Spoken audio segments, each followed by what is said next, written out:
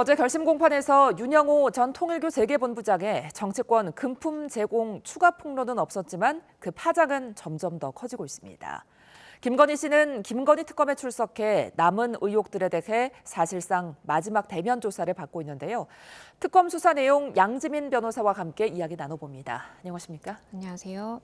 자, 김건희 씨가 지금 김건희 특검에 출석을 했습니다. 지금 오늘 여러 가지 의혹의 전반에 대한 조사가 이루어지고 있는 거죠? 맞습니다. 이제 막바지에 달았다라고 평가를 할 수 있겠는데요. 이번이 9번째 특검 출석이다 보니까 여러 가지 복잡하게 얽혀있는 사실관계라든지 사건들에 대한 연결고리를 파악하기 위해 노력을 하고 있는 모습으로 풀이가 됩니다. 예. 우선 로저비비의 가방 수수 의혹의 경우에는 김 씨에게 고가의 가방을 전달을 하게 된 경위가 어떠한 청탁성의 목적이 있는지 대가를 바라고 건넨 것인지 이런 부분들에 대해서 주요하게 물어보게 될 것으로 보이고요. 일단은 전달을 한 그러한 주체가 예의상 그리고 뭐 도의적으로 그냥 인사치레였다라는 취지로 유의미한 진술을 지금 확보하지 못하고 있는 그런 상황이기 때문에 관련된 청탁성이라든지 대가성이라든지 이런 것들을 좀 입증을 하는 것이 가장 중요하다라고 보여지고요. 예. 해군 선상 파티 의혹의 경우에도 대통령 부인이 공공기관 시설을 사적으로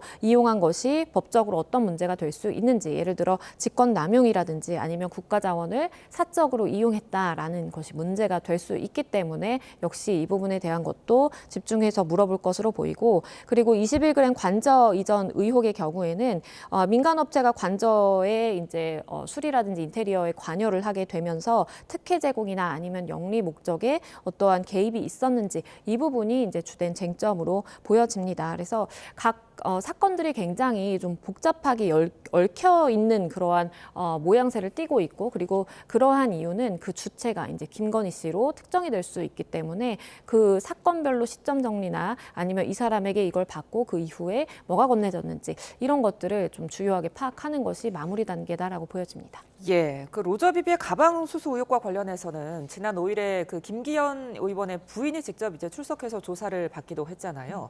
이때 어떤 결정적인 변수가 될 증언들이 좀 나왔을까요?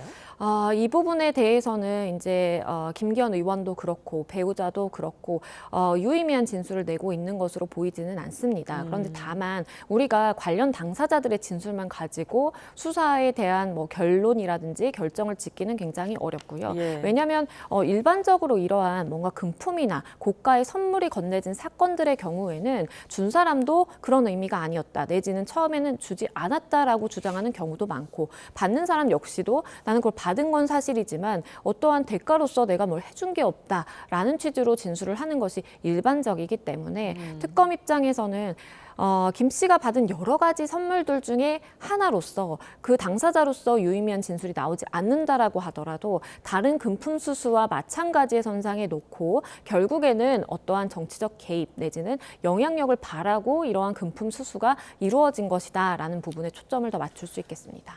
예, 해군 선상 파티 의혹과 관련해서는 특검팀이 경호처 관계자들을 불러서 조사를 했습니다. 이 부분 관련해서는 김건희 씨 어떤 사적 유용 혐의, 이 부분에 대한 어떤 직권남용 혐의가 적용될 수 있는 건가요? 맞습니다. 그러니까 이제 가장 먼저 생각을 해볼 수 있는 것은 직권남용입니다. 본인에게 어떠한 권한이 없음에도 불구하고 다른 사람들의 권리 행사를 방해한다라든지 아니면 뭘 시킨다라든지 이런 경우를 상정해 볼 수 있는 사안인데요. 해군 함정이나 군시설의 경우에는 엄격하게 공무상으로만 그리고 군의 목적에 따라서만 사용을 해야 되는 시설이다라고 우리가 당연히 생각을 할 수 있습니다. 예. 그런데 만약 대통령 부인의 개인적인 요청에 의해서, 그것도 개인적인 뭐 파티를 하기 위해서 이러한 것이 만약에 사용이 됐다라고 한다면 그것은 단순히 우리가 도덕적인 비난을 넘어서서 법적으로 처벌받을 수 있는 영역에 들어올 수 있는 것이고요. 가장 먼저는 말씀드린 것처럼 직권남용 권리행사 방해, 직권 남용을 했다라는 부분과, 그리고 또 연결될 수 있는 것이 국가자원을 사적으로 사용을 했다라는 것인데, 이것이 혹시나 국고손실과도 연결이 될 수 있는지 특검 측에서는 판단을 해볼 것으로 보입니다. 왜냐하면 선상 파티를 하려고 한다면 배를 띄우고 파티를 하기 위한 비용이 들게 마련인데, 그러한 비용이 그러면 본인의 지갑에서 나온 것인지 예. 아니면 국가의 어떠한 재산을 활용해서 이루어진 것인지 이러한 부분들도 자세히 살펴봐야 될 것으로 보입니다. 예, 자 오늘 짚어본 부분 외에도 지금 김건희 씨 관련 여러 의혹들이 남아 있는데 지금 수사 기간이 얼마 남지 않아서 다 짚어보기에는 좀 제약이 있다 이런 시선도 있더라고요. 그렇죠. 왜냐하면 특검이라는 것이 우리가 상시적으로 계속 이제 운영이 되는 것이 아니라 처음에는 90일이라는 출발점을 정해놓고 시작을 하고 물론 경우에 따라서 연장을 할 수 있는 그런 시간적인 한계가 있기 때문에 사실 김건희 특검이 연루된 그러한 사건이라든지 아니면 쟁점의 숫자로는 가장 좀 많다라고 좀 보여집니다. 그렇기 때문에 남은 수사 기간 동안 이러한 특검이 모든 것을 쥐고 기소 단계에 이를 정도까지 수사를 무르익게 끌고 가기는 현실적으로 어렵다라고 보여지고요. 예. 물론 뭐 특검법을 개정을 해서 이걸 다시 바꿀 수 있지 않느냐라고 생각을 할 수 있겠지만 그렇게 된다면 특검이라는 취지 자체가 또 사라질 수가 있습니다. 원래 특검이라는 것은 제한된 시간 안에서 집약적으로 많은 인원이 투입이 돼서 사실관계를 규명하겠다라는 것으로 출발을 하는 것이기 때문에 이것을 마냥 또 연장을 하고 계속해서 늘릴 수는 없는 그런 한계가 있어서 사실상의 시간적 제약이 있고 지금 특검 측에서 아마 판단하는 것은 지금 최대한 수사를 개진을 해놓고 그 다음에는 관련 수사기관 대응하는 것이 경찰이라면 경찰, 검찰이라면 검찰 쪽으로 수사에 자료를 넘기는 것이 이제 가장 가까운 목표이자 그리고 수사가 무르익었다라고 판단되는 일부 사건에 대해서는 기소까지 이르는 그것이 지금 현재의 목표라고 보여집니다. 예, 다음 주죠. 이제 17일에는 윤 전 대통령 소환 조사가 있을 예정인데 특검팀에서는 이제 윤 전 대통령과 김건희 씨가 정치적인 공동체다 이렇게 보고 있는 거잖아요. 근데 이 부분은 어떻게 규명할 수 있을까요?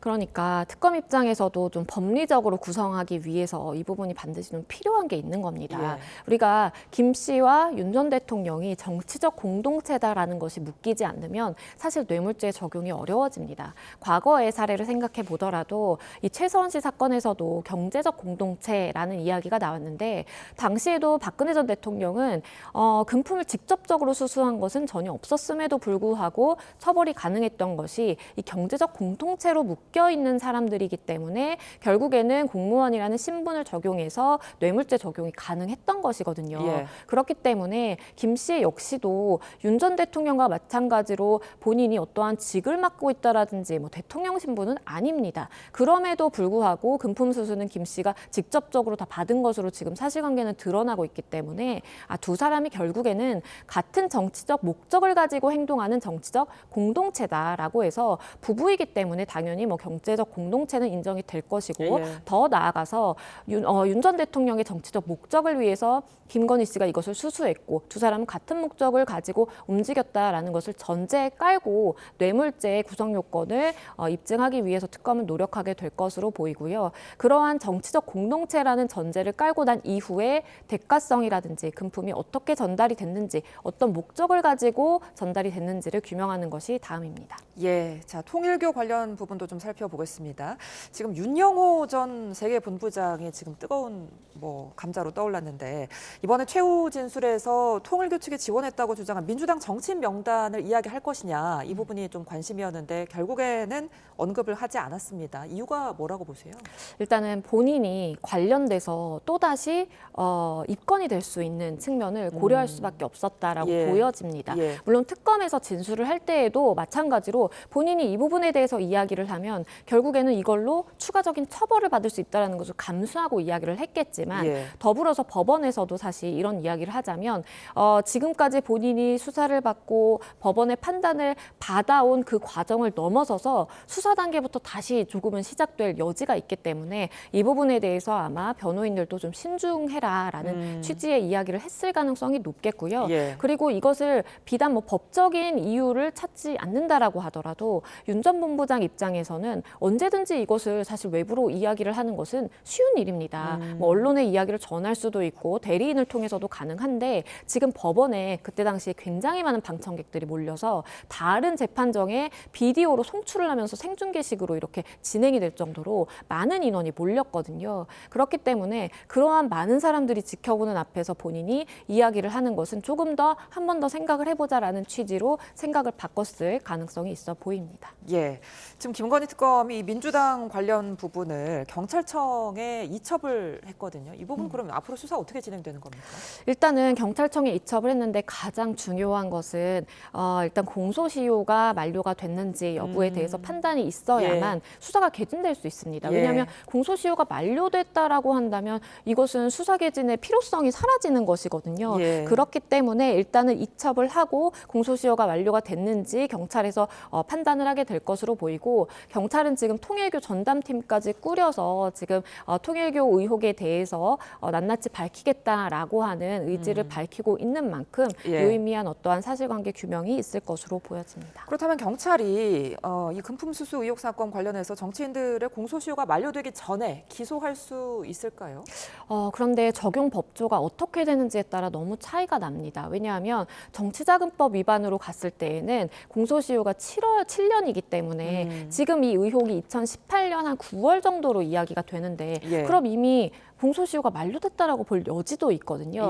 그게 아니라면 뇌물수수로 간다면 물론 액수에 따라서 7년, 10년까지 가능한데 10년까지 가능하다라는 전제에서 봤을 때 시간은 아직 많이 남아있긴 하지만 반대로 시간적인 여유가 있는 대신 법적으로 규명해야 되는 그러한 구성요건 입증이 까다로워지는 또 장단점이 있는 겁니다. 그래서 사실은 수사기관에서 수사를 개진하고자 한다면 공소시효가 만료된 정치자금법 위반으로는 수사가 더 이상은 불가능하다라고 보는 것이 맞겠고 그렇다면 그러면 우리가 최선으로 할 수 있는 것은 어쨌든 뇌물죄로 가서 공소시효가 남아 있으니까 수사를 계속 진행하되 하지만 대가성이라든지 직무 관련성을 입증을 반드시 해야만 하는 까다로운 좀 관문이 남아 있다라고 보여집니다.